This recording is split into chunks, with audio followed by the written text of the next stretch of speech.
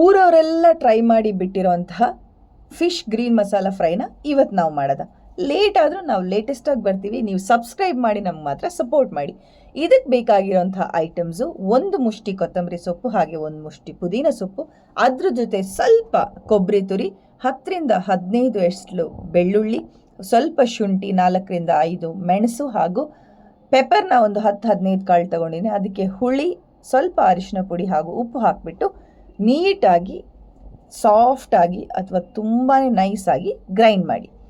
ಯಾಕಂದರೆ ಅದು ಗ್ರೈಂಡ್ ಮಾಡಬೇಕಾದ್ರೆ ಸ್ವಲ್ಪ ನೀರು ಕಮ್ಮಿ ಹಾಕಿ, ನೀರು ಜಾಸ್ತಿ ಹಾಕಿದರೆ ಮಸಾಲೆಗಳು ಮೀನಿಗೆ ಹಿಡಿಯಲ್ಲ. ಇವಾಗ ತುಂಬಾ ನೀಟಾಗಿ ಕ್ಲೀನ್ ಮಾಡಿರೋಂತಹ ಬಾಂಗ್ಡಾ ಫಿಶ್ಗೆ ಈ ಮಸಾಲಾನ ನೀಟಾಗಿ ಅಪ್ಲೈ ಮಾಡಿಬಿಟ್ಟು ಒಂದು ಅರ್ಧದಿಂದ 3/4 ಗಂಟೆ ಇಟ್ಟರೆ ಸಾಕು, ಮಸಾಲ ಎಳಿಯತ್ತೆ. ನಮ್ದು ಆ್ಯಕ್ಚುಲಿ ಬಾಂಗ್ಡಾ ತುಂಬಾ ದೊಡ್ಡ ಬಾಂಗ್ಡಾ ಇತ್ತು, ಅದಕ್ಕೆ ನಾನು ಅದನ್ನ ಒಂದು ಆಲ್ಮೋಸ್ಟ್ 1 ಅವರ್ ಇಟ್ಬಿಟ್ಟು ಅದಾದಮೇಲೆ ಫ್ರೈ ಮಾಡಿದೆ. ಆ್ಯಕ್ಚುಲಿ ನಮ್ಮ ಮನೇಲಿ ಇವತ್ತು ಮಟನ್ ಇದ್ದಿದ್ದರಿಂದ ನಮ್ಮ ಮನೆಗೆ ಇದಕ್ಕೆ ಗಿರಾಕಿಗಳು ಕಮ್ಮಿ ಇತ್ತು. ಅದಕ್ಕೆ ನಾನು ಬರೀ 2 ಫಿಶ್ನ ತೊಗೊಂಡು ಸೈಡಲ್ಲಿ ಇಟ್ಬಿಟ್ಟು ಮಿಕ್ಕಿದ್ನೆಲ್ಲ ಡಬ್ಬದಲ್ಲಿ ಹಾಕ್ಬಿಟ್ಟು ಫ್ರಿಜ್ಜಲ್ಲಿಟ್ಟೆ. ತವ ಬಿಸಿ ಆದಮೇಲೆ ಅದಕ್ಕೆ ಎಣ್ಣೆ ಹಾಕಿ ಸ್ವಲ್ಪ ಕರಿಬೇವು ಸೊಪ್ಪು ಹಾಕಿಬಿಟ್ಟು, ನಾವು ಕೊಬ್ಬರಿ ಎಣ್ಣೆ ಯೂಸ್ ಮಾಡೋದು, ಅದ್ರ ಮೇಲೆ ಈ ಬಾಂಗ್ಡಾ ಫಿಶ್ನ ಮಲಗಿಸೋಣ.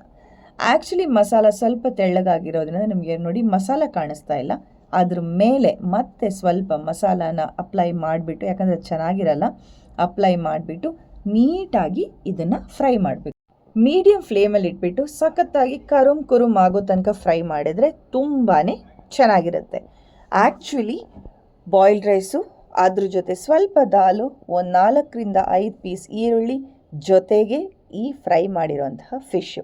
ಆ್ಯಕ್ಚುಲಿ ನನಗೆ ಏನನ್ಸು ಅಂದರೆ ಖಾರ ಇನ್ನೂ ಇರ್ಬೋದು, ಮಸಾಲೆಗಳು ತುಂಬಾ ಲೈಟ್ ಆಗಿರೋದ್ರಿಂದ ಖಾರ ಹಾಕಿದ್ರೆ ಇನ್ನೂ ಚೆನ್ನಾಗಿರುತ್ತೆ ಅಂತ ಅನ್ನಿಸ್ತು.